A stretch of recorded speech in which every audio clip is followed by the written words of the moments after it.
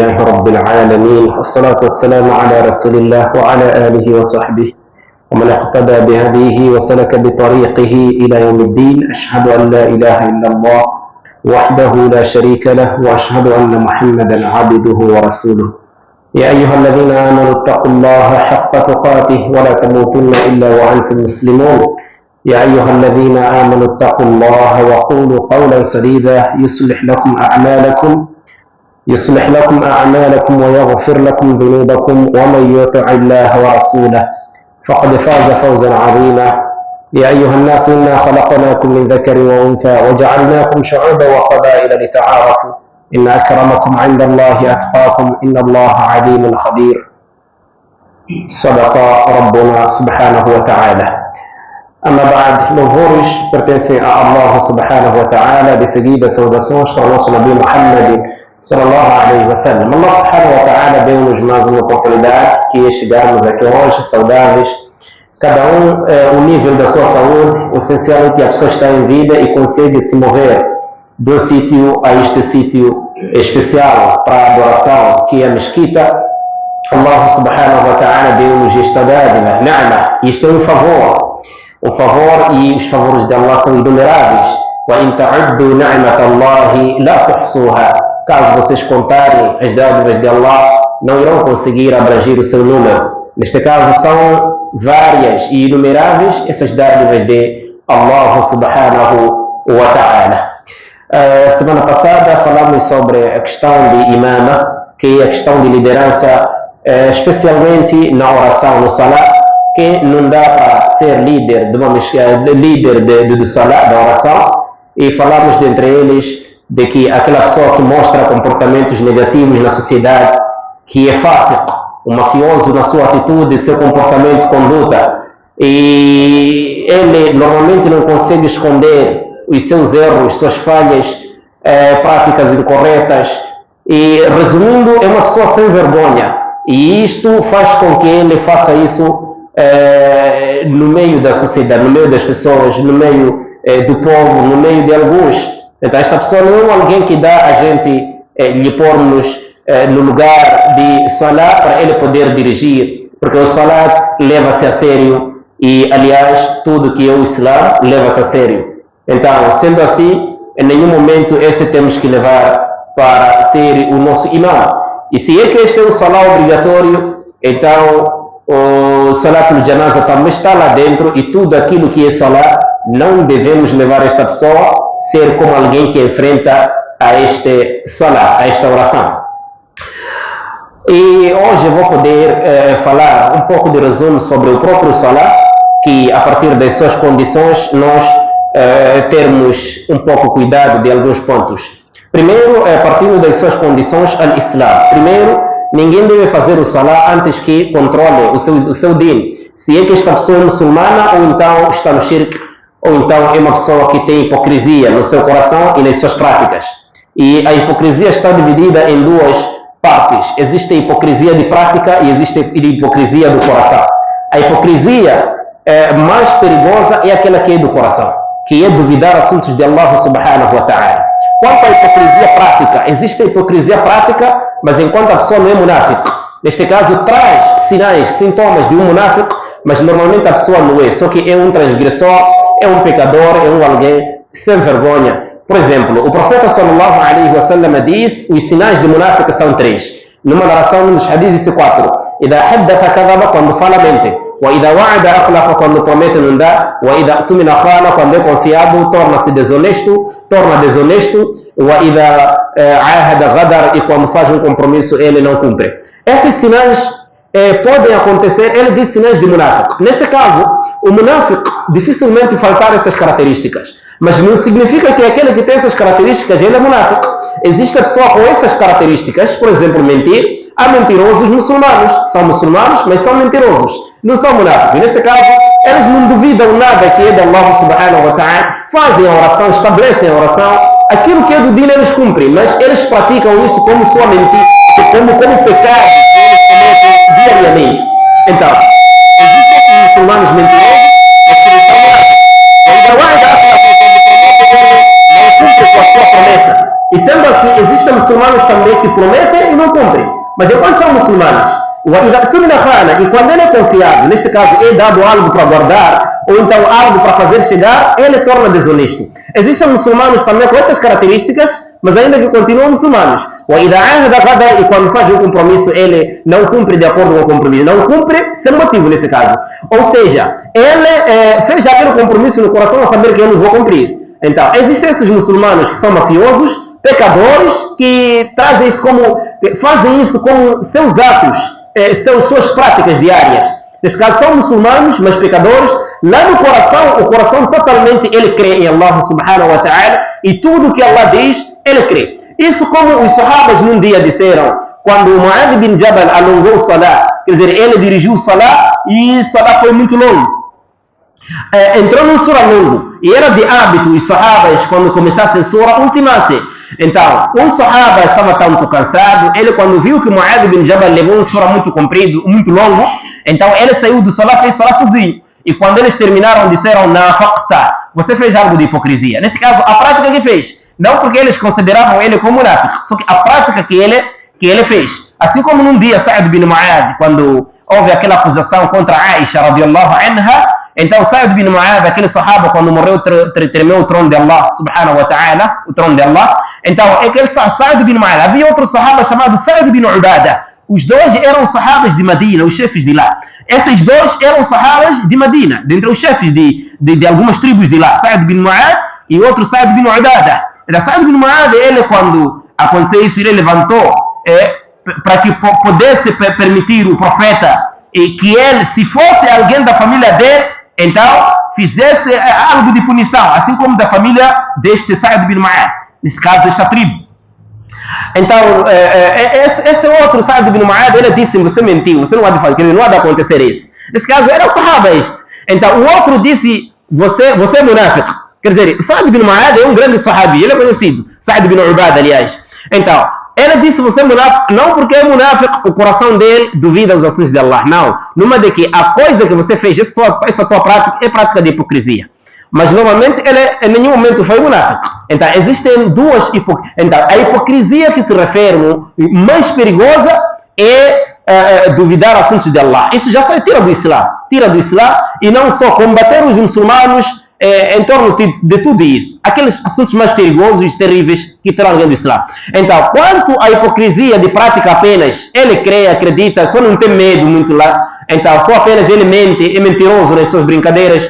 É falso, é mentira. Pronto, essa não pode ser testemunha, porque não há mentira na brincadeira, não há mentira na seriedade. Mentira é mentira, acabou. Exceto 3 sítios que você pode mentir por uma causa, por uma razão. E isso não chega normalmente de ser mentira pecaminosa. Mas sim, é uma artimanha que você usa. Quanto mentiras nas brincadeiras, não existe mentiras na brincadeira, tudo mentira é mentira, exceto por um motivo válido, por uma causa válida, e esta causa é uma causa onde você está apertado num sítio e ter meio de como passar naquele sítio. Então, eu dizia que al-Islam, só controlar o seu Islam, se é que não está na hipocrisia, não está no shirk, no kufr, tudo isso, se é que não é murtad, ele se é que não renunciou, através das suas práticas, ou como fazem os outros, gostam de desmentir ações desmentir assuntos do Islã é kufr, você sai do Islã. Faz salah, não faz, mas você já sai do Islã. Al-Islam, al-aql e a consciência. Antes de eu passar muito aqui al-Islam, quando fala-se de hipocrisia, toda hipocrisia é estranha. E os sinais de hipocrisia levam com que a pessoa chegue também na hipocrisia grave. A hipocrisia referida no Alcorão, referida no Sunnah de Nabi sallallahu alaihi wa sallam. Mas enfim, em nenhum momento temos que apoiar nem sinais e nem própria hipocrisia, porque temos que afastar desses sinais e assim como também os seus atos e aquilo também que cola nos corações de dúvida. Al-aql, a consciência. Se um maluco vem, ou seja, um doente mental, vem fazer salah, o salah não vale, porque ele normalmente não é consciente. Al-aql, o tamyiz, a terceira coisa, tamyiz é a distinção. Tamyiz é a distinção. A idade em que a criança consegue distinguir a coisa, então esta criança chama-se mumayyiz, consegue diferenciar as coisas. Neste caso, se fazer o salah, uma criança que ainda não tem tamyiz, ainda não é mumayyiz, não consegue distinguir as coisas, este salah dele não aceita e não vale. والتمييز. ورفع الحدث اعتراف eliminar a impureza, ou seja, o estado de impureza, eliminar o estado de impureza, não a própria impureza. وإزالة النجاسة, aqui já é remover a própria impureza, nesse caso uma sujidade, uma impureza, algo impuro, e tocou na roupa, no corpo, no lugar, tudo isso poder jogar fora. وإزالة النجاسة. A diferença de رفع الحدث e إزالة النجاسة, رفع الحدث é remover o estado de impureza, é ibadah. Quer dizer, ninguém pode fazer senão você. Por exemplo, está de janaba e quer tomar banho. Não tem wudu, quer fazer wudu. Isso é rafu al-hadath, isso é ibadah, precisa niya. Enquanto izalat al-najasa não. Remover impureza não é ibadah, não precisa de niya, não precisa de intenção. Se sua roupa tocou urina, xixi, e vir alguém limpar, não você, a roupa fica pura. Mas veja que se alguém estar fora da pureza, nesse caso de janaba, alguém vir dizer que alguém tomar banho na sua conta, não é possível. Ou alguém vir te molhar você só e dizer que agora já tomaste banho, enquanto não teve intenção, também não é possível. Isso já não vale, não é banho. Precisa de intenção. Era for al-hadath. Fazer wudu, alguém vir molhar aquelas partes que chega ao wudu, mas você não intencionou para fazer wudu. Isso não é wudu, não é válido. Você tem que repetir novamente. E é possível alguém molhar essas partes sem intenção. Vamos supor de que você está a ensinar alguém e você leva água, começa a molhar, faz assim, molha aqui. Terminou tudo, ele aprendeu e você molhava até o corpo. Você dizer agora já fiz wudu, não fez wudu até agora. Você tem que repetir o wudu, porque não fez intenção de você fazer wudu. Assim como janaba, tomar banho, você está de janaba e sai daqui para casa, chuva te encontra no caminho. Não é a intenção, só apenas te molhou e molhou todo o corpo. Você não está puro ainda, você não tomou banho, porque não é a intenção, você não fez intenção. Então tudo isso, rafu al-hadath, necessita de intenção. Quanto izalat al-najasa, remover a impureza, isso aqui não precisa de intenção. Isso é tocar o seu corpo, algo de impureza, como sangue, e alguém vir lavar. Mesmo não ser você, alguém vir lavar. Não precisa de sua intenção. A roupa já fica pura, o corpo fica puro. O espaço, alguém vir limpar aquele espaço fora de ti, fica puro. É mais ou menos isso. Izalat al-najasa é apenas uma remoção de uma impureza, seja você ou seja outro além de ti. Quanto rafu al-hadath não, tem que ser pela sua própria intenção, sua própria decisão de remover esse estado de impureza, sair do estado de impureza. E sair do estado de impureza, estamos a falar de wudu, assim como o banho. O wudu, assim como o banho, as duas coisas precisam de intenção. Se é que o banho é grande, como este banho grande, este banho de janaba, né, precisa de intenção, a intenção que é remover aquele janaba. Agora vamos supor que você só está a tomar banho, simplesmente, e você depois daqui dizer que já removeu o janaba. Não, você não removeu, porque a sua intenção não foi de remover o janaba. Não pode faltar esta intenção, de que eu estou a remover o janaba. O seu coração decidir isso. Agora vamos supor que você está de janaba, mas esqueceu que você estava de janaba. Exemplo, você esqueceu. Mas de um tempo, às 8, às 9, às 10, 15 horas por aí, você sente calor. Você sente calor, começa a transpirar. Você até agora esqueceu que você está de janaba. E você vai tomar banho por motivo daquele calor que você tem. Está a transpirar, suor, para tirar, remover. Depois de tomar banho, lembra-se que eu estava de janaba. Você dizer agora já está. Não, você não tomou banho. Você ainda não intencionou para tirar o janaba. Toda a ibadah está dentro de uma intenção. Innama al-a'malu bin-niyya. Certo? As ações serão pagas por intenções. Por intenção. A-niyya. Por intenção. Então, nós temos que saber que, olha, não pode faltar a intenção quando nós estamos a remover esta impureza.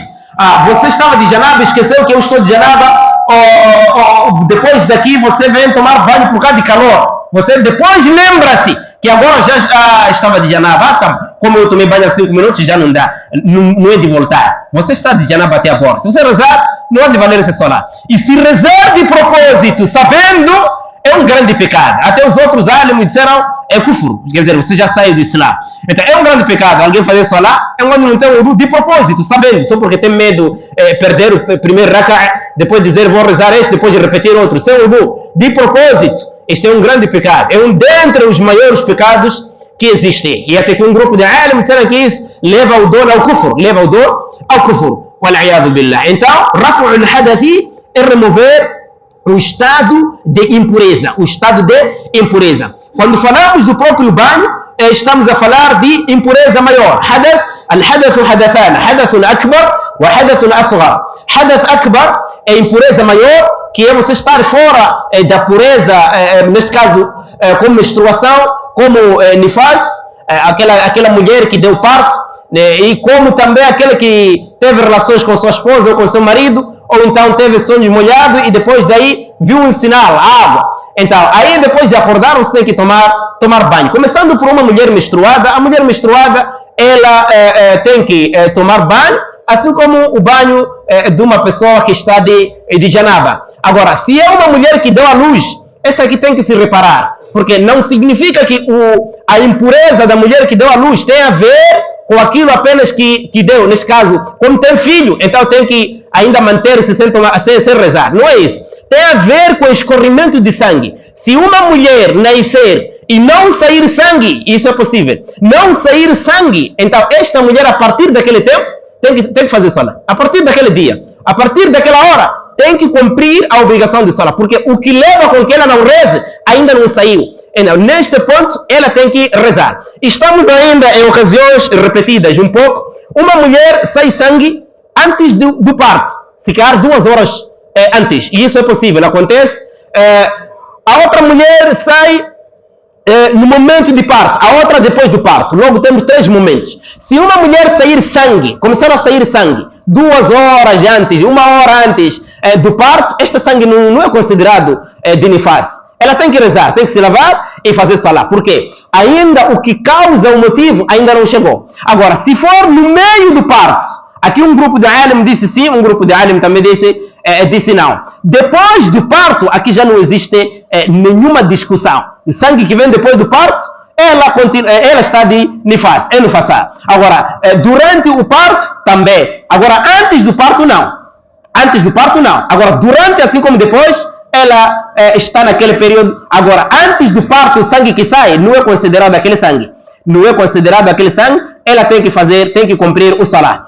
Num dos madhab, dentre esses madhab, pode, se for um tempo antes, assim, quer dizer, um tempo que tem a ver com o parto, tem relação com o parto, mas é um tempo antes já é considerado. E o sahih é que não é considerado, só se for no momento, assim como depois. E se a mulher nasceu e não saiu sangue, essa mulher não é lhe deixarmos assim, dizermos que você tem que se manter assim sem rezar, porque você já... primeiro, a criança é pura. Não significa que ela toma banho através daquela criança. Não, não. Através do escorrimento de sangue que sai por motivo daquela criança. Aí então, nós vamos dizer a ela que você não deve rezar até o sangue parar. Agora, se não há sangue, só apenas nasceu, aqui temos que dizer para ela que a partir de já reze de uma forma normal, assim que acontecer isso. Então, esta pessoa, ela tem que tomar banho assim como tomou banho ou aquele que estava de janaba. Quanto à pessoa que estava a dormir, depois ele sonhou e sonhou a dormir com uma mulher desconhecida ou conhecida.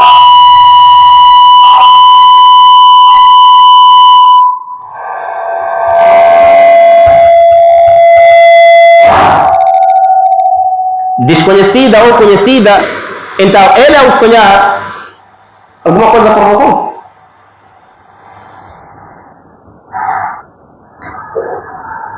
Ele sonhou a fazer relação com uma mulher e quando acordou, encontrou molhado. Bilittifaq. Esse aqui tem que tomar banho, não há discussão. O segundo homem sonhou a dormir com uma mulher, acordou, não encontrou molhado. Esse aqui não toma banho. Porque o que causa o motivo de banho ainda não saiu. Não é aquele sonho que você viu porque estava a fazer sexo com uma mulher, não. Mas depois de acordar, encontrou-se molhado, você tem que tomar banho. Encontrou-se enquanto está seco, não se molhou, reparou se não há nenhum sinal, então você continua puro. Aquilo que você sonhou não tem consideração na parte do banho. A terceira pessoa é a pessoa que não sonhou, mas encontrou molhado. Essa aqui tem que tomar banho também, porque o que causa já está visível. O que causa já está visível. Isso para o homem, assim como a mulher. É raro isso acontecer na mulher, mas já acontece, porque a mulher explora ejacula dentro da sua vagina. Neste caso, não fora, como homem. A mulher é dentro da vagina. Mas acontece também que ela venha sonhar assim e encontrar-se molhada fora. Mas também tem que tomar banho. como o Sulaim perguntou a Rasulullah sallallahu alaihi wasallam, caso uma mulher fazer ihtilal, sonho molhado, ela pode tomar banho? Toma banho? O profeta disse, na'am, idha ra'at al-ma', sim, quando ver água, quando ver água. No madhhab Ahmad, eles, os Hanabila, consideram de que o homem, quando o seu esperma sair do espaço, do lugar onde fica, por mais que não saia fora, o banho é obrigatório. Intiqal al-mani. Intiqal al-mani é o esperma sair do espaço, do lugar onde fica, lá dentro, e você sentir que o esperma já saiu. Mas você conseguiu impedir, você impediu ao ponto de não sair fora do seu pênis. Eles, no madhhab Ahmad, eles consideram que esse esperma que você impediu enquanto saiu do lugar, movimentou-se do seu lugar, o seu banho aí o banho é obrigatório. Nos outros madhhab disseram não, só a saída do esperma de fora, aí já é o banho que torna obrigatório. Isso é que é sahih. De que se esperma sai do lugar e sai fora, aqui já este banho torna-se obrigatório. Temos, então, aqui estava a dizer sobre rafu al-hadath, remover o estado de impureza. E quando falamos de wudu, o wudu tem duas maneiras. Existe o wudu completo, totalmente, e existe o wudu mujzi'. Quando digo completo, não significa que o outro não é completo, só que o mais melhor do que o outro. O wudu obrigatório, normalmente, é lavar a cara, o rosto, terminando até embaixo de queixo. E depois lavar os dois braços e fazer massagem sobre a cabeça e lavar os dois pés, até os cotovelos, até os tornozelos, aliás, até os tornozelos, braços aos cotovelos. Até aí o wudu está correto. Mas no madhhab Ahmad eles consideram pôr a água na boca e nas narinas como algo obrigatório. Mas o hadith não falou isso. Isso é sunnah. E a maior parte dos alimos disseram isso é sunnah, como o Imam Shafi'i e os outros. Isso é apenas no madhhab Ahmad. E alguns que seguiram aquele madhhab de Imam Ahmad é que disseram que pôr a água na boca durante o wudu, assim como nas narinas, é obrigatório. E levaram a partir do mesmo e puseram até no banho obrigatório. Disseram que pôr a água na boca e nas narinas é obrigatório quando toma banho. Não existe dalil nisso. A água, tomar banho, o obrigatório é você lavar todo o corpo. E não trouxeram um dalil, hadith, que disse que obriga isso. Mas é sunnah. Os hadiths que falam de wudu, que falam de porras, isso tudo. Existem alguns pontos que o Nabi fazia sempre como sunnah mu'akkada e não como algo obrigatório. Assim como no Salah, levantar as mãos é sunnah mu'akkada, mas ele sempre levantava. Sempre o Nabi, ele levantava. Mas não se diz que isso é obrigatório porque sempre ele levantava. Não? Então, é mais ou menos dessa forma. Eles, na escola de Imam Ahmad, eles consideram pôr água na boca no wudu, assim como nas narinas, isso é obrigatório. Por quê? Eles dizem, porque isso faz parte da cara. Nesse caso, se lavar a cara é obrigatório, então a boca e as narinas faz parte da cara. Mas num dia o profeta fez wudu, lavou a cara e depois lavou os braços, depois disso pôs a água na boca, assim como nas narinas. Quer dizer, não seguiu sequência. Se fosse que a boca e as narinas fazem parte da obrigação de lavar, ou seja, fazem parte da cara, então o profeta não ia saltar, lavar a cara e os braços, mais tarde vir lavar a boca, ou seja, pôr água na boca, assim como nas narinas. E Ali ibn Abi Talib, num dia, ele fez o wudu e não colocou na boca, assim como nas narinas, e ele disse, este é o wudu para quem está a renovar.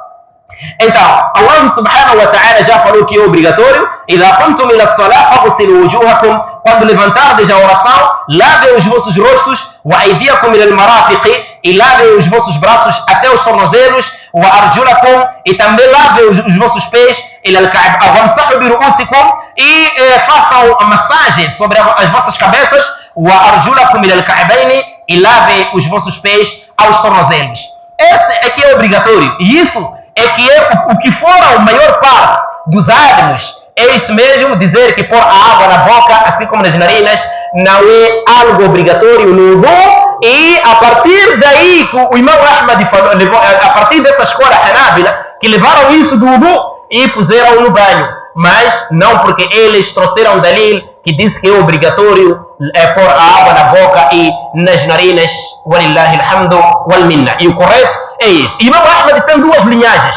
E tem uma narração também que concorda com a maior parte dos ânimos de que pôr a água nas narinas e na boca não faz parte da obrigação, mas sim é sunnah mustahabba. Quem quiser pôr água na boca, assim como nas narinas, no wudu, tanto como no banho, é melhor, afdal. E quer tomar banho, por exemplo, assim como o wudu, não pôr nas narinas e na boca, isso também, o seu wudu e o seu banho está correto, sem dúvidas. Portanto, o banho é você generalizar o corpo todo com água. Corpo todo com água. Assim como no wudu é passar os sítios obrigatórios. Portanto, não há dúvida que a cara e as narinas não faz parte da cara o que foi mencionado no Alcorão. Então, isso aqui é Raf'u al-Hadath. Raf'u al-Hadath. O Raf'u al-Hadath, remover a este estado de impureza, tem que sempre ser acompanhado também com intenção. Ser acompanhado com intenção. E a intenção tem 3 condições. Al-Islam, al-Aql wa al-Tamyiz. Islam, a pessoa que tem essa intenção tem que ser muçulmano. Neste caso, se for um kafir e ter a intenção de tomar banho de janab, não vale esse banho, porque ele é kafir normalmente. E janab é ibada, wal-aql e consciência. Se for um diminuído, como dizem, ou seja, um doente mental na sua totalidade, esse também não. O tamyiz é aquela criança que consegue diferenciar, distinguir as coisas, o errado, o bem, tudo isso. Aquela criança que tem aquela idade, isso depende da idade da criança, depende do tipo de criança. Pode ser 7 anos, 6 anos, 8 anos, 9 anos. Não tem dalil para limitar os anos, como limitam nos livros de fiqh de 7 anos. Não há dalil nisso, walillahi alhamdu wal minna. Mas o que nos interessa é que essa criança, enquanto chegar num tempo em que ela consegue distinguir as coisas, então ela já é mumayyiz. Esta criança, quando faz a ibada, o seu ibada é válido. O seu ibada é válido. Mas quando comete o erro, não é registrado porque ainda não atingiu a puberdade. Então, esta é essa forma de nós fazermos, vermos e notarmos e conhecermos esta metodologia, esta forma de Raf'u al-Hadath, remover a impureza, ou seja, o estado de impureza. E o wudu tem suas condições, dentre essas al-Islam, dentre essas al-Aql e al-Tamyiz, e dentre essas إزالة ما يمنع وصوله إلى البشرة أي ما يمنع وصول الماء إلى البشرة. Remover aquilo que impede com que a água toque a pele. Neste caso, você usou algo, vamos supor que você usou um anel e te apertou aquele anel, ou seja, usou anel, porque se não te apertou, cai. Então, se não cai é porque te apertou. Então, você tem que remover este anel para evitar essa água não chegar ou não tocar na sua pele. Então, para ter máxima certeza que essa água chegou na pele, tens que tirar este anel e depois daí poderes usar. E mais outras coisas, como tinta, etc. E mais aquilo que nós sabemos de que isso vai impedir com que chegue na água. Estamos a falar de luvas, por exemplo. Isso tudo você tem que remover, a água chegar diretamente à pele e sentir que esta água já chegou na pele. E dentre as pessoas existe al-ibaha, a permissão da água. No Madhhab Ahmad, para eles dizem que se você fazer wudu, ou tomar banho, ou fazer wudu com a água roubada, água que alguém arrancou outra pessoa, então este banho já não há de valer, porque a água é muharram, é proibida. Quer dizer, para você já não é mubah, não é algo permitido. E o sahih é que vale, mas com pecado. Vale com pecado. Você comete pecado, mas o wudu é válido. Walillahi alhamd. E depois temos para aquelas pessoas que ainda a impureza mantém. وَدُخُولُ الْوَقْتِ عَلَى مَنْ حَدَثُهُ دَائِمٌ لِفَرْضِهِ. Aquela pessoa que tem um problema de uma certa doença, cuja essa doença provoca a impureza, a saída de impureza, então esta pessoa tem que esperar o tempo do salah. Não o adhan do salah, o tempo da entrada do salah, depois daí fazer o wudu. Neste caso, na visão deles, de que você tem que esperar cada salah o seu tempo, desde que isso quebre o wudu. Mas se for que é uma doença que não quebra o wudu, aqui já não é necessário. Aqui não é necessário. Mas é uma doença, é um problema que quebra o wudu. Então aqui você tem que esperar a entrada de cada tempo, fazer o wudu para aquele salah, ou para aquela oração. É bora, asr, maghrib. Assim mesmo, esperando os tempos nas suas entradas das horas, assim que é possível. São mais ou menos esses pontos, alguns pontos de wudu, e ainda eles consideram que estes consideram de que, olha, existem ainda seis pilares, 6 obrigações, 6 pilares no wudu, que e vamos encontrar que normalmente são essas corretamente, foram certos, que o primeiro pilar é lavar a cara, o rosto neste caso, é lavar o rosto, começando de onde sai cabelo.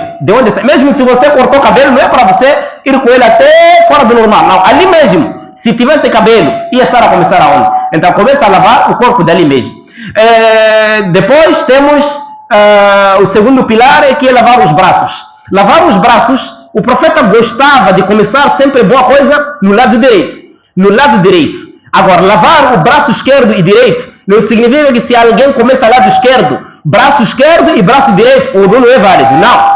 Só que o profeta sempre gostava de começar a boa coisa na mão direita. Mesmo ser pentear. Ele penteava começando no lado direito da sua cabeça. Agora, se alguém fizesse como fez Ali num dia, lavasse o lado esquerdo do braço, isso acontece só com braços, assim como pés. Não acontece com cara e nem com a cabeça. Braços e pés, não é? Agora, se você lavar lado esquerdo e depois ir para o lado direito, será que o wudu não seria válido? O wudu seria válido, mas você contrariou sunnah de Nabi sallallahu alaihi wasallam. Obedeceu, seguiu a obrigação, o que é obrigatório é lavar, e você desobedeceu o sunnah do profeta. E o melhor sempre é se esforçar a começar com o braço direito. O Abu Huraira, quando ele fazia o wudu, ultrapassava a esses cotovelos até quase a essas partes, né? Quase a essas partes, através do hadith. Então, se alguém lava isso, o wudu é válido. Se alguém lava isso, o wudu é válido. Pronto. Temos a terceira coisa é a cabeça. Fazer a massagem da cabeça. Fazer a massagem da cabeça. Não o cabelo, cabeça. Se alguém, por isso alguém mesmo não ter cabelo, você há de fazer massagem de cabeça. Há de fazer massagem de cabeça. Quer dizer, passar sobre as mãos molhadas sobre a cabeça. Seja, o propósito não é o cabelo, o propósito é a cabeça. Por exemplo, se é uma mulher que tem cabelo longo até aqui, não é para seguir até onde terminou o cabelo, porque o propósito não é cabelo, o propósito é a cabeça. Esse aqui é o propósito. Então, ali onde termina a cabeça é ali, e não o pescoço, porque o hadith que fala de pescoço, o hadith é fraco. E depois temos o sunnah, que é lavar os ouvidos, ou seja, passar os dedos nos ouvidos, que é o dedo indicador, e este dedo grande passar por cima das orelhas. Isto é sunnah, porque se fizesse apenas começando da frente para trás e voltar de novo para frente, o seu wudu já está sahih se você não pôr os dedos nos ouvidos. Isso faz parte de sunnah. Mas no madhhab Ahmad eles consideram como se fosse obrigatório, porque faz parte de cabeça. E o correto é isso, de que se você não pôr nos ouvidos, o seu wudu é sahih, porque isso faz parte de sunnah e não da obrigação. E depois o quarto pilar é lavar os pés até aos tornozelos. Aos tornozelos é lavar junto os tornozelos, assim como cotovelos, é lavar junto os cotovelos. E Abu Huraira também, ele quando fazia o wudu subia até quase a metade da perna. Ele subia até quase a metade da perna. Não estou aqui para falar este hadith, mas apenas de uma cautela. Quando encontrar você alguém a fazer assim, não é para lhe mandar repetir o wudu, dizer que repita, o seu wudu não está correto. Lá, o seu wudu está sahih. E a quinta obrigação, aliás, o quinto pilar é a al-muwalah. Muwalah é você lavar, quer dizer, lealdade. Lavar este membro, indo para outro, indo sem levar tempo. Não é lava a cara, depois atende chamada, uns 2 minutos, comunica, depois vem lavar braço, escreve mensagem, envia, depois vem lavar outro braço, vem fazer massagem da cabeça, vem navegar. Esse é o wudu, não é o wudu isso. Você tem que repetir o wudu, porque você partiu uma parte, que você não obedeceu com o pilar do wudu. Então, deve-se lavar assim que lava esse, vai direto a outro. Assim que lava isso, vai de vez a outro, até lavar todo o corpo, todos os membros que devem ser lavados no wudu, desse jeito. Assim como no banho também. O assunto é mesmo, como no banho também. Não é você lavou a cabeça, depois navega, depois vem lavar os seus ombros, navega, diz que está a tomar banho. Aí já você não está a tomar banho, você está a brincar com água apenas. Depois daí tomar banho. E a sexta coisa é tartibo. Fazer a ordem. Nesse caso, fazer a ordem é seguir a sequência. Não é lavar cara, depois vir lavar pé, depois vir lavar braço esquerdo, depois vir fazer massagem da cabeça, depois vir lavar braço direito. Isso não é wudu. Você tem que fazer exatamente seguindo isso passo a passo. Isso é que são os pilares do wudu. No Madhhab Ahmad, eles disseram que a obrigação do wudu é um só, que é dizer Bismillah walhamdulillah. Isso não há dalil e não é sunnah também. Não existe. Quer dizer, não existe essa sunnah. Você dizer Bismillah walhamdulillah quando está a começar o wudu. E para ele, no Madhhab Ahmad, disseram que isso é obrigatório, porque eles defenderam-se o obrigatório dizer Bismillah. Porque defenderam-se com o hadith que disse que não há salat sem wudu e não há wudu sem Bismillah. Esse hadith é munkar. É um hadith estranho. Ibn Hazm, Ibn Jawziyah, ele colocou no mawdu'at, quer dizer, onde é hadiths fabricados, quase hadiths inventados. Então, não há dalil autêntico que disse que isso é obrigatório, mas faz parte de sunnah, de acordo com outro hadith que o profeta num dia disse tawadda'u bismillah, façam wudu bismillah. Então não há dúvida que faz parte de sunnah dizer bismillah. Quanto ao bismillah e alhamdulillah não tem dalil, e as pessoas estão a falar também não há dalil, só apenas estão a escrever só apenas. Então bismillah e alhamdulillah não, só bismillah, só. Até aqui faz parte de sunnah. E se alguém esquecer este bismillah, lembrar-se enquanto começou o wudu, para os Hanabila, eles dizem que você tem que começar porque eles consideram como obrigatório, tanto no wudu assim como no banho, consideram como obrigatório, né? Mas o correto é que isso é sunnah e não faz parte da obrigação. Se esquecer, lembrar-se dentro do wudu, quer dizer, durante o wudu, não há nada contra ti, continue ainda com o seu wudu até lá no fim. E para dar uma precaução, todos os duás no wudu que são ditos são fracos, exceto esses. Excepto o dua, excepto antes do wudu, que é o Bismillah, até aqui, não Bismillah, alhamdulillah, Bismillah só. E depois do wudu, ler o Shahada, Ashhadu an la ilaha illallah, wahdahu la sharika lah, wa ashhadu anna Muhammadan abduhu wa rasuluh.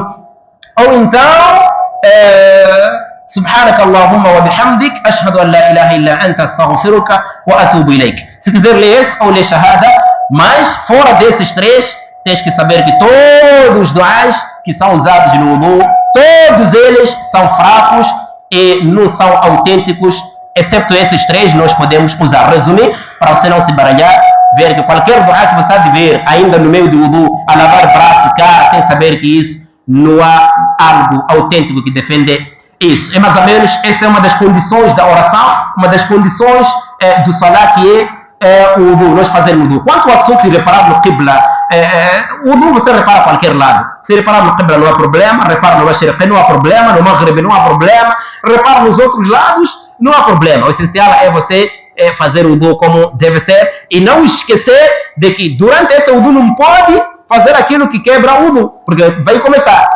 senão vai começar aquilo que quebra o wudu. Agora aí você vai começar o wudu, aí você vai começar o wudu, porque tem que se cortar aquilo, em qita'u mujibin, cortar-se aquilo que causa a este wudu, a esta ablução.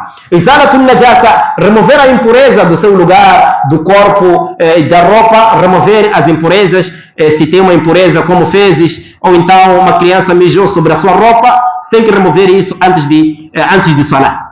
Remover antes de salah. Mas prontos, se uma criança mijasse sobre a sua, ou seja, se a sua roupa tivesse fezes, sequer esta roupa é a terceira camisa ou a segunda, e fez, então tudo já secou, e você durante o wudu lembra-se, durante o salah, porque isso aqui não quebra o wudu, fezes, isso não quebra o wudu. O que quebra o wudu, limite, são 8 coisas. Agora vamos supor que você está a rezar, você está a fazer salah, mas dentro do salah você vê que a minha camisa tem fezes, você tem 2 camisas usadas.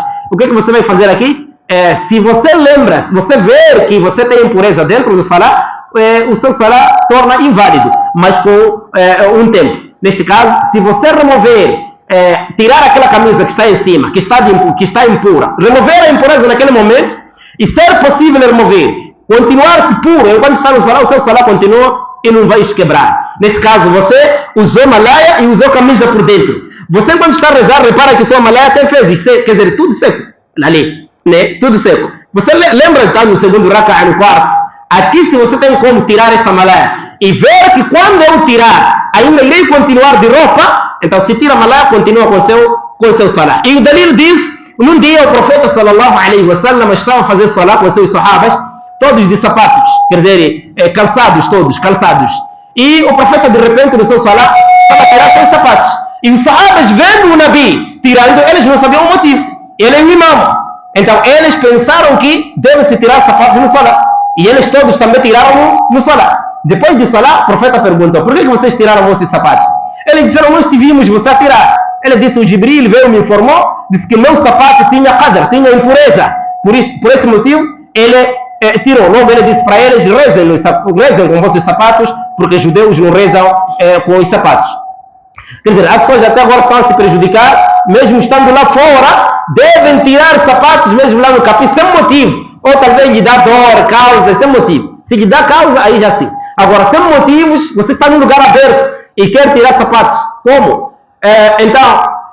Nesta parte, este hadith, o profeta, quando tirou os sapatos por causa da impureza, não repetiu o Salah. Ele não repetiu o Salah, mas tirou os sapatos e continuou com o seu Salah. Então, quando você vê a sua camisa, enquanto tem impureza, cuja essa impureza é possível remover ao ponto de você não ficar com aquela impureza no seu corpo, então se remover, tirar aquela camisa, ou tirar, se calhar confiou, e tirar o confiou logo, e tirar logo, assim que você descobrir, tirar logo. Então aí continua com o seu Salah. Agora, que tal se você demorar? Se você demorar, viu e demorou, o seu Salah vai tornar-se inválido. Por quê? Porque seria a mesma coisa com aquela pessoa que fez de propósito. Se você viu e não tirou, demorou, então aí já é a mesma coisa naquela pessoa também que fez de propósito, esta impureza estar aí, logo o Salah torna-se inválido. Então temos que controlar esses pontos nos nossos salawats, nas nossas orações. E disse ainda em frente: o satrul aura, tapar a parte privada. Tapar a parte privada para o homem, no mínimo, é tapar o seu umbigo até debaixo dos seus joelhos. Debaixo dos seus joelhos. Agora, que tal se viesse ventania e depois logo, quer dizer, tirar sua roupa um pouco assim, ver alguma parte do joelho? O assunto é o mesmo. No mesmo momento, logo você descobrir, tentar tapar logo, então continua o seu Salah. Quando se deixar, então você deixar de propósito. Logo o Salah vai ser inválido. O Salah vai ser inválido. Não vai valer esse seu Salah. Então diz satru al-aura. Isso para a parte do homem. A parte de mulheres tem suas partes, especialmente para elas. E disse istiqbal al-qibla, e direcionar-se para o qibla. Direcionar-se para o qibla se você conseguir ver o qibla. Agora, se está num sítio, se você está num sítio e não consegue ver o qibla, então reze ali onde o seu pensamento vai a mais. Pensar que talvez pode ser aqui, talvez pode ser aqui. Então repara esse lado, aí o seu Salah será válido. Agora, que tal se naquele momento viesse alguém você a rezar, dizer qibla não é aí, é esse lado? Você está obrigado a girar, a reparar ali onde é o qibla, assim como aconteceu no tempo de Nabi sallallahu alaihi wasallam. Disse o niyya, a intenção. Intenção é a decisão.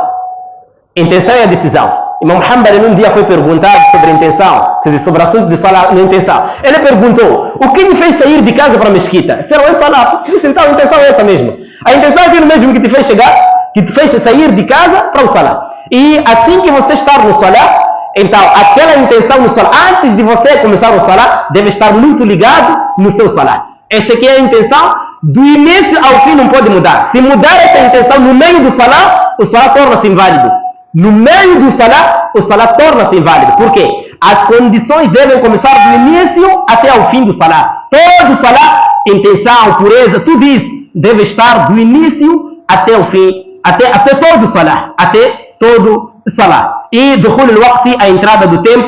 Entrada do tempo é o tempo entrar do Salah. O tempo entrar do Salah, cada Salah tem o seu tempo que entra. O Fajr entra a partir da segunda aurora, porque existem duas auroras. A aurora mentirosa e existe a aurora verdadeira. Quer dizer, existe a aurora quando aparece, logo um pouco tempo desaparece, fica um pouco escuro. Essa aurora não é considerada. Tem que ser a segunda aurora. Esse que é o tempo de Fajr. Esta segunda aurora é que deve-se fazer o Fajr, é que deve-se fazer o adhan do Fajr. Apesar do Madhhab Ahmad diz, pode-se fazer antes do tempo de Fajr, o adhan, mas o Salah tem que ser depois do tempo chegar. Esse tempo começa a segunda aurora daquele tempo até antes da saída do sol. Até antes da saída do sol. Esse aqui é o tempo de Salah. A partir da saída do sol até antes do sol, até o sol estar no meio, esse todo não é tempo de nenhum Salah. Não há dizer que Fajr termina às 10 dias, não existe isso. Fajr termina aquele tempo mesmo. Esse é o tempo que termina Fajr. Agora, o Dhuhr você quando vai lá atrás, aliás, lá fora, reparar, o sol está no meio, aquele tempo é proibido rezar. Porque é o tempo em que o fogo, aquele tempo de Zawar, é o tempo em que o fogo é aceso. O fogo é aceso. O fogo é aceso. Então, aquele tempo em que o sol está no meio, é proibido você rezar. E quando você reparar assim, ficar assim, reparar assim no meio entre as pernas, vais ver como é que a sua sombra está. Vai saber que o sol está no meio. E o sol, quando se afasta pouco, aí já deve se afastar e afastar-se um pouco para o lado onde entra o sol. Aí já começa o tempo de Dhuhr até o tempo de Asr.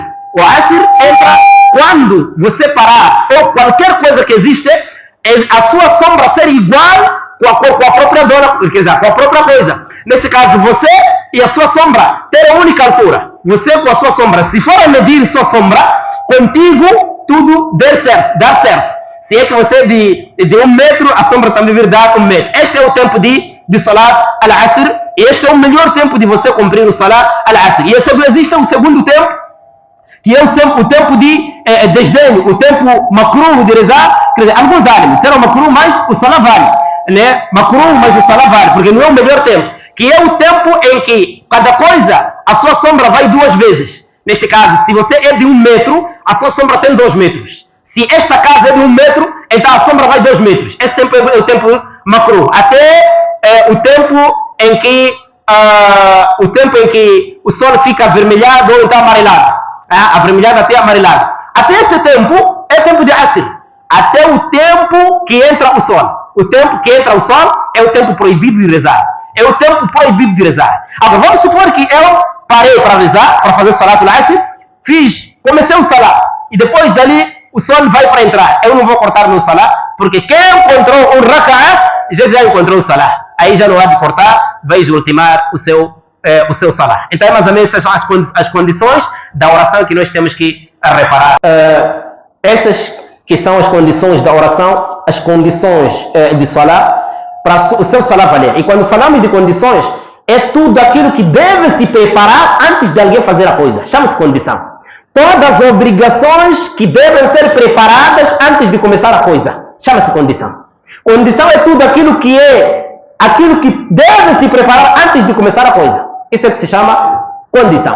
Então, as condições de Salat são essas. A partir do início até o fim do Salat, essas devem existir. Não devem se quebrar, não devem se cortar. Saltamos para os pilares. Os pilares, no Madhhab Ahmad, e os que lhe seguiram, eles disseram que existem 14 pilares. Mas esse assunto de 9 condições, 14 pilares, será que há um dalil? Não há hadith que está a especificar, mas apenas é um ijtihad, é um esforço em que os árabes fizeram para facilitar alguém a decorar essas condições. Né? Não porque são 14 que vieram no hadith de que são 14, não. Mas são esforços que eles fizeram e viram que são essas, depois de um esforço, depois de uma leitura, viram que são essas e disseram são 14. Isto no Madhhab Ahmad é que são 14. Nos outros disseram não são 14, mas se são 13, por aí. A primeira obrigação, o primeiro pilar é al-qiyamu ma'al-qudra, a paragem com a capacidade. Toda pessoa que consegue fazer salat de pé e não fazer de pé, o seu salat não é aceito. Esse salat especialmente, este é pilar quando for salat obrigatório. Mas salat sunnah, ficar de pé não é pilar, é sunnah. Significa, se você está saudável, quer fazer sunnah sentado, não tem problema. O seu sunnah não tem problema, é válido. Mas você não é igual com aquele que fez parado.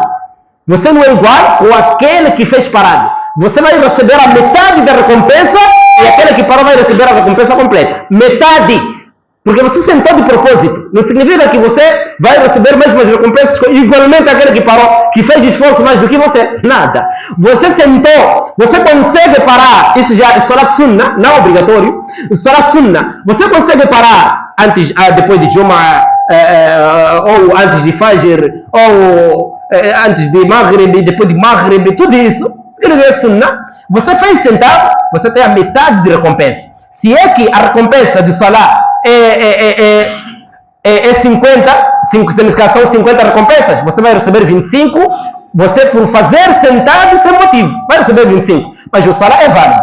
mas não serás igual com aquele que ficou de pé, porque ele é que tem mais esforço do que você, e Allah é justo. Então, parar com a capacidade. Se não conseguir, então pode assegurar alguma coisa, como parede ou cadeira, sentar, neste caso, se conseguir sentar.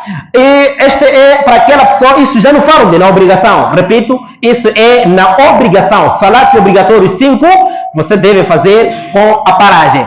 Deve fazer com a paragem. Portanto, nós temos que ter cuidado também, em algum momento, de rezarmos no carro, se nós notarmos que o tempo já vai. Se vermos que o tempo já vai aqui rezar. Agora, se vermos daqui, possivelmente daqui a 5 minutos é normal chegar. Vamos supor que daqui para Alto Eduardo, você está a rezar, subiu aí, vovô, e quer rezar sentado no carro, daqui para Alto Eduardo. Você não tem razão, não tem motivo que te faz você rezar sentado enquanto há tempo. Você sabe que ou reza daqui, ou quando chegar lá você vai rezar parado. Este é pilar, não cai de qualquer maneira, este é pilar. Não cai de qualquer jeito. Agora, se for sunna, não tem problema. Depois, o segundo pilar é a takbir. Takbiratul ihram. Takbiratul ihram, este é o segundo pilar. E os árabes divergiram, houve uma contradição. Será que o obrigatório é a expressão ou é o significado desta expressão? Neste caso, o obrigatório é dizer Allahu Akbar, Allah é maior, ou então desde que traga qualquer expressão, mas que significa Allah é maior, como Allahu A'zam, ou Allahu Akbar, colocando alif e lam, Allahu Akbar. Como vem isso ser permitido, o Imam Shafi'i, rahimahullah, ele disse não é problema, dizer Allahu Akbar, com alif e lam, Allahu Akbar. E Ibn Hazm, ele diz a expressão, você pode dizer Allahu A'zam, Ar-Rahmanu A'zam, quer dizer, aquilo que o sentido vai no mesmo sentido. E alguns ânimos disseram, a maior parte dos ânimos disseram não, é obrigatório trazer a própria expressão, que é Allahu Akbar. Por mais que haja outras expressões que o significado é único, por exemplo, Allahu A'zam, Allah é maior, Allahu Akbar, Allah é maior. Eles disseram que não, você deve trazer a própria expressão. E nós temos que ter cuidado aqui. Allahu Akbar, alguns puxam a mais. Allahu Akbar. Aqui não existe madda para você puxar desse jeito. Você errou, mas pronto, o takbir já está sahih, mas você errou. Outros dizem Allahu Akbar. Pronto, você também errou, falhou. Aqui não existe madda. E outros até que eles trazem uma expressão que não é essa. Eles puxam no início Allahu Akbar. Esse takbir não vale. O salam há de valer. Porque essa forma de se usar é pergunta. Allah, será que Allah é maior? Você está a perguntar. E é obrigatório dizer Allah é maior. Você afirmar. E se você puxar no início Allahu Akbar, você não trouxe takbir. Você está a perguntar. Será que Allah é maior? Então esse takbir não vale. Deve voltar a expressar de novo este takbir. Este é o segundo pilar no salat. Você chegou no salat e encontrou pessoas que estão no rukû, deve ter cuidado. Primeiro faça takbir. E este takbir é feito de pé. Este takbir é feito de pé. Não é sahih. Você viu? Encontrou pessoas que estão no salat, quase estão para sair. Allahu Akbar, vão estar embaixo. Esse takbir não vale, porque você não fez de pé. Você tem que fazer de pé. Com aquele primeiro pilar. Juntar Allahu Akbar, de pé. E depois daqui, vai para o segundo takbir para o rukû. Então, este é o segundo takbir do salat. O terceiro takbir há uma divergência nos ânimos. O Abu Hanifa, ele não vê de que Surat al-Fatiha é rukun, é pilar. Ele vê que Surat al-Fatiha é sunnah. Quer dizer, como os outros suras, como o profeta disse, quando diz para aquele homem que fez mal de salat, depois leia o que te é fácil do Alcorão. Quer dizer, aquilo que é fácil para ti. Para Abu Hanifa não está a ver que é rukun, mas para os outros ânimos estão a ver que é rukun. Dentre eles, Imam Ahmad, rahimahullah, eles estão a ver que isso é pilar, de acordo com alguns hadiths, e isso é que é sahih, de que o Surat al-Fatiha é pilar do salat. Surat al-Fatiha é pilar do salat. Vamos supor que alguém veio e não consegue ler Surat al-Fatiha. É novo, então ele tem que ler repetir aqueles ayats que decorou. Decorou só Alhamdulillah Rabbil Alamin. Então leia esse durante o seu salat. Alhamdulillah Rabbil Alamin, Ar-Rahman Ar-Rahim. Alhamdulillah Rabbil Alamin, Ar-Rahman Ar-Rahim. Aquela pessoa é nova no Islam e só decorou isso. Então tem que repetir isso no seu salat. Desconsegue. Então pode ler Subhanallah, Alhamdulillah, wa la ilaha illallah, Allahu Akbar, como o Nabi ensinou aquele homem que não estava conseguindo ler Surah Al-Fatiha. Isso tudo enquanto tenta decorar. Agora, ou alguém diz, não sabe ler Surah Al-Fatiha, não sabe, e disse, estou a desconseguir, mas não estuda, nem na madraça não vê. Alguém diz, vem na madraça, não aparece. e disse está desconseguindo ler Surah Al-Fatiha, essa salat dele não vale. Salat dele não vale porque você está a desleixar assuntos de Allah. Está a desleixar. Portanto, todo aquele que é muçulmano desde e não estuda, não aprende, só ele confia só ser dirigido. Né? Reza atrás, vem rezar um dia, vem rezar sozinho, lê Surah Al-Fatiha, mal lido, e esse dizer, não, eu tenho razão, que razão? Você não está a estudar, só quero decorar apenas por ouvir só no mimbar só. Essa aqui não tem, só dele não há de valer, porque não tem razão, não tem motivo, não há causa de ele não decorar. Exceto aquele que desconseguir. Desconseguir é você tentar todos os dias e sempre desconsegue, mas todos os dias, todas as horas, você quer aprender e tenta o seu máximo, só que a sua língua não está sendo fácil. Esse que é o desconseguir. Essa aqui, é exatamente. E o quarto pilar é ir no ruku. O ruku há dois tipos. Existe o ruku completo. Existe o ruku completo, que é os braços, as mãos, pegar os joelhos e a sua coluna toda está reta e a cabeça também reta com a sua coluna. Quer dizer, aqui atrás, se colocasse a água, esse ruku já está completo, esse ruku. Está completo e a sua cabeça reparar no chão, ali onde você vai fazer sajida. Mas existe ruku de você baixar, este chama-se mudizer, não é kamil, mas é mudizer, para. Se alguém dizer pega os joelhos, não vai conseguir pegar. Alguém baixa mais, não vai conseguir. Até o limite em que se esticasse seus braços, suas mãos, ia conseguir pegar seus joelhos. Ele está de ruku. Ele está, mas não pegou. Se quer, deixa assim mesmo as mãos. Mas não pegou. Mas se fizesse assim, ia conseguir pegar. Esse já está no ruku. Agora, ele inclinou-se. Se conseguisse, não ia pegar. Não está ainda. Inclina mais. Não consegue. Não está. Até na posição em que vai conseguir pegar os joelhos, aí já está no ruku. Mas este ruku não é aquele kamil, só aquele mudizer. Então, este é o pilar, dentre os pilares do salat. E depois daqui, levantar para o Sami Allahu liman hamida. Também é pilar. Antes de eu esquecer, gostaria de eu dar uma atenção. É o seguinte, o imam está a dirigir. Ele esqueceu sentar, aquela primeira sentada, ler tashahhud, esqueceu sentar. Assim que esqueceu sentar, ler tashahhud, ele no segundo logo levantou. Aqui temos três fases. A primeira fase, assim que levanta, você diz Subhanallah, Subhanallah, antes de ele estar de pé totalmente. Esse espaço entre o seu levantar e antes de estar reto, aqui pode voltar para o tashahhud. Aqui volta, porque ainda não chegou no outro pilar. Ele está no meio, está ainda naquele pilar. Agora, aqui ele vai sentar. Se ele não prestar atenção, você Subhanallah, Subhanallah, ainda até ficar de pé, aqui você não vai lhe devolver, porque já está no outro pilar e não pode destruir esse pilar. Alguns disseram de que se estar de pé antes de começar o Surah Al-Fatiha é makruh, não é proibido, só que é makruh.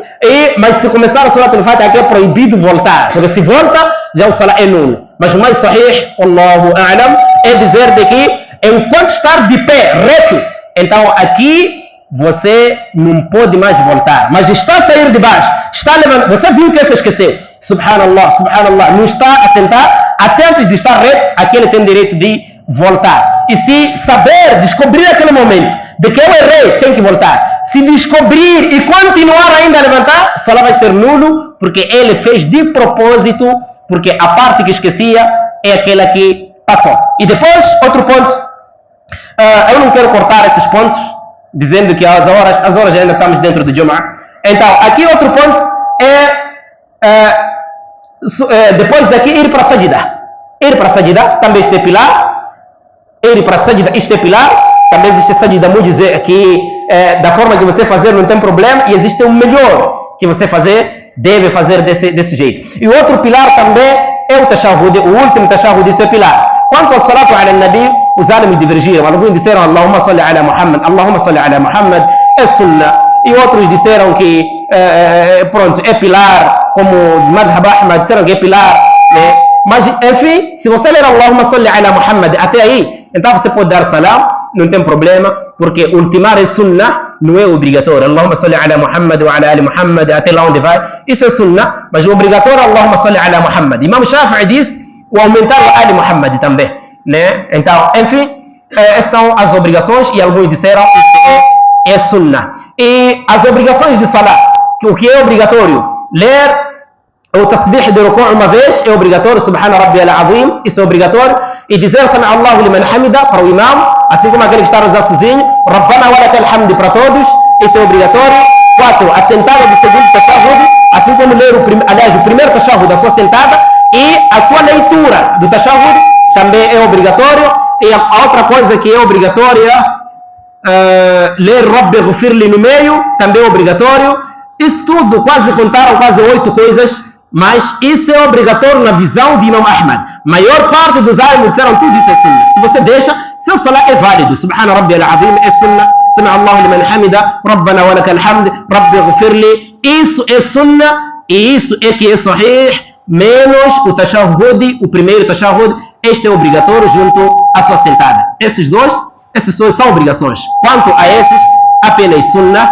E depois ultimando com o salam. O salam obrigatório é a sua expressão, não é fazer assim. Isso é sunnah.